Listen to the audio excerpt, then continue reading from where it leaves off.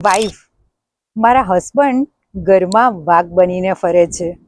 કંઈ પણ કામ બતાવો ને તો ના પાડી દે છે. છોકરાઓને પણ નાની સરખી ભૂલમાં ધમકાવી નાખે છે અને એટલો બધો રોબ જમાવે છે કે ના પૂછો વાત.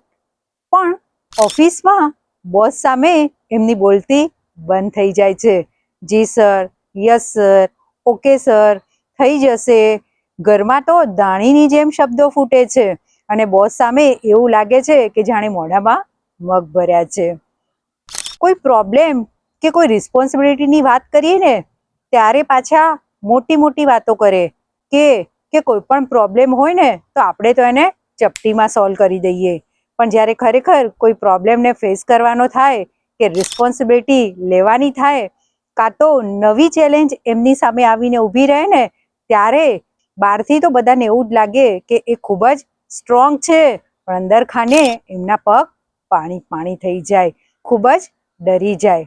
પણ હા, સાથે ઇમોશનલ પણ એટલા છે.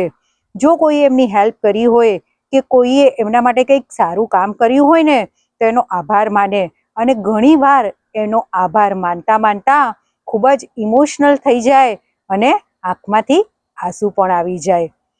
સાચે જ મને તો આ પર્સનાલિટી સમજાતી નથી. પણ જો તમે સમજી ગયા હોય કે આ પર્સનાલિટી કઈ મેડિસિનની છે તો કોમેન્ટમાં લખીને જરૂર જણાવજો. અને હા, જો તમારે આ પર્સનાલિટીને ડિટેલમાં જાણવી છે તો એના પરનો વિડીયો યુટ્યુબ ચેનલ હોમિયો શક્તિ પર અવેલેબલ છે.